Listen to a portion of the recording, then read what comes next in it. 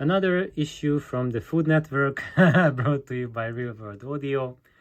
And this is continuing about the pipe filters of power supplies. And let's see what's the difference between choke input or cap input power supplies. Let me just see. Here we go. So here there's a schematics, and as you see, it shows a power supply. So we have looked at the pipe filters, which is like a resistor or a choke plus a capacitor, resistor or a choke plus capacitor. So here we have 1, 2, 3 pipe filters for this power supply. And how can we tell whether it is cap input or choke input? So let's see what's going on here. So before the first bisection, there's another capacitor here. So this turns this power supply into a capacitor input power supply. And if it would be a choke input power supply, then here we would see another choke. So the main difference is that here we have the rectifier tubes. So here we have 2 tubes because these are half-wave rectifiers and you need to use 2. And they do the same job as using a single rectifier tube, which is 2 half-wave rectifiers in one glass bottle, and their cathodes are internally connected. Here you have to connect them externally. And then you would think that isn't this a pipe filter here, because we see a resistor and a capacitor there.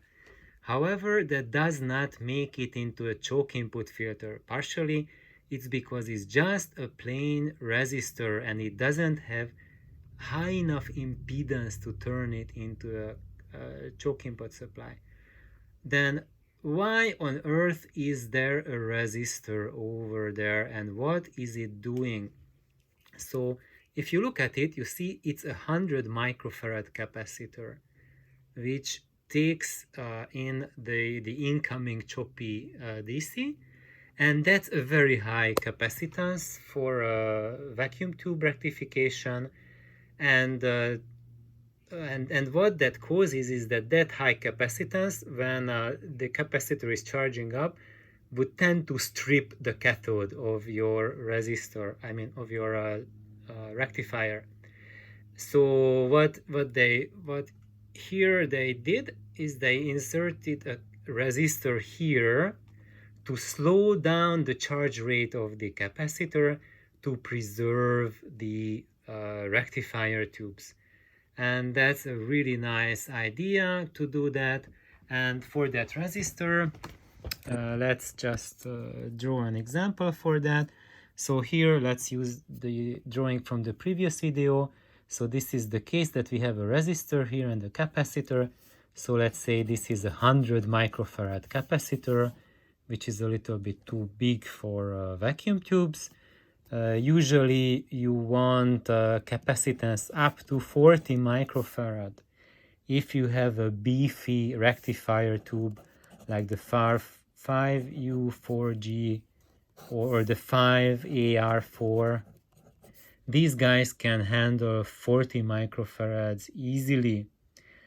But if you have something like the 5R4GY, or especially if you have mercury vapor tubes, with them this capacitance is already out of the way. So even the 5R4GY, it likes between 10-20 microfarad input capacitance at most, but they are happier if you have that input capacitance even lower than that. For mercury vapor rectifiers, maybe 5 microfarad tops, but not any more. So let's see. So here, when you have this resistor here, adding a resistor in between your rectifier tube's cathode, the cathode is connected here, and the input capacitance, this slows down the charge and gives a little more chance for your for your rectifier to breathe. So for example, if you have a circuit where you absolutely cannot drop the input capacitance because you need the filtering. What does that mean? It means that the higher your input capacitance is, the quieter your power supply is. So it means the hum is quieter. And if you drop from 40 microfarad to 5 microfarad, then suddenly your amplifier will start to buzz. So if you have a situation like this, 40 microfarad and 5U4, and you want to try a 5R4 rectifier, but you don't have the chance to lower your capacitor because it will buzz too much, then what you can do is add a resistor here in series with the cathode, so that will slow down the charge rate and preserve the vacuum tube.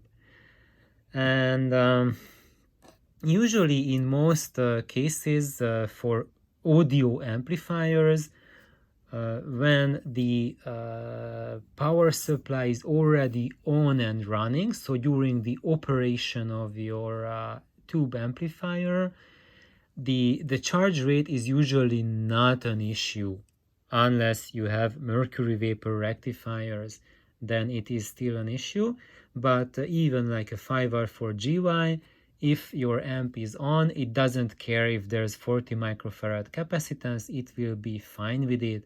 The big issue is turn on. So when you turn on your amp, then there's nothing in these capacitors and they draw a monster amount of current. And that's why you need this current limiting resistor. And when you look at Audionaut schematics, let me just find one for you. I'm going to these guys in detail later on. I just grab the random one upside down. And let's look at the power supply. No, this one is not like that. Let's just use another one.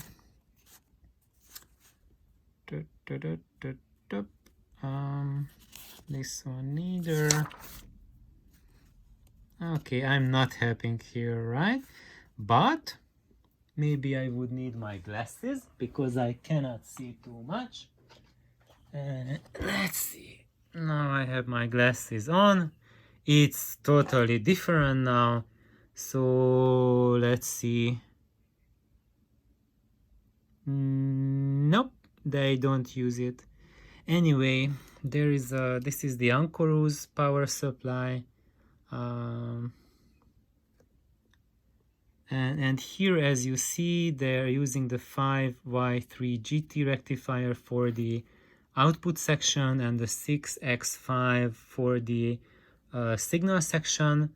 And here, for the 5Y3, it has 100 microfarad input capacitance followed by the 20 Henry choke. And then another 100 microfarad, so this is a single pi filter plus an input capacitor. Anyway, so we've had a couple of discussions before with some of my subscribers about Audionaut schematics, and I happened to find a couple online. I just downloaded these using Google searches, and I'm not sure how authentic they are, but it has, look at that, Audionaut Company UK at the corner. It also has version numbers, date, and Audionaut logo on it. So I think this is probably has some authenticity to it, these schematics. It looks like these are like service manual schematics. I found a couple of them for Audionauts, a few Audionaut amplifiers. And here, actually in these cases, when you have like a lower voltage section, then if you have like 100 microfarad capacitance there, it's not as bad as in a high voltage section where you have higher voltage. But when you look at this, there is an additional supply. So this is truly the really high voltage, the 1.3 kilovolts supply. And here it's done by the 5R4 rectifier, and you see we have 100 microfarad capacitors in series for all of them. So the total input capacitance is 25 microfarad. And that just makes sense. So you don't want to hit too hard when the voltage is too high, because all the vacuum tube rectifiers have a rating for what is the input capacitance they can handle. But if you don't use them at the rated current and rated voltage, that microfarad value goes higher. So for example, if you use just at half of the rated current, then the microfarad value can go up and double. So that's why in those some cases you can get away with higher input capacitance. And here it's like the bias 200 volts. So this is a 200 volt supply. That's not too much. So here you can get away with 100 microfarad. And here 360 volts. It's a medium voltage for this rectifier, but it's not using that high current. So I guess you are still okay with 100 microfarad. But I would guess that this rectifier, well, it's feeding two A3s and the input tubes, and this is for the bias voltage. So yeah, so the 100 microfarad is safe for use here. But where did I see? I've seen one of the schematics. Here it is. Look at that. AudioNote Quest. This is the schematics I was looking for. And here they use a resistor, a 47 ohm resistor, to slow down the current draw. And even though that current draw is 68 microfarad times 2 in series, so that means 34 microfarad, because when you have two capacitors in series, then the capacitance value is halved. And they do that to increase the voltage rating. So when you have a capacitor but it cannot handle the voltage that you are subjecting it to, then you use two in series, and then the total capacitance is only half. And then you have to add two resistors in series with each of them. And these resistors here, the purpose of them is to make sure that each of the capacitor receives the same amount of voltage. And if you omit these resistors from here, then if these capacitors are not exactly identical, then you might end up with one capacitor dropping 2/3 of the voltage and the other 1/3 only. And in that situation, you can easily exceed the voltage rating of one capacitor, and it will just age prematurely and even blow up on you. So if you use capacitors in series to have adequate voltage rating, then always use these voltage equalizing resistors. So as you see here, and actually this 47 ohm value is usually what you want to use in this situation to slow down the current draw. And if you have another situation in your amp, you can really put there a 47 ohm resistor, and that will greatly increase the life of the vacuum tube. However, what you can also do is, because most amplifiers, especially commercial amps, they usually do not have adequate filtering, so means that their hum level is higher than what you want to, and that's usually a problem for many tube amplifiers, is that people, when you hook them up to high sensitivity speakers, then you hear buzzing coming out. So in this situation, what you can do is you can add an extra capacitance here, and because it's a 5U4, you want something like that. Maybe you can go up to 40 microfarads with it. But I would never suggest to put something that's bigger than what you have here.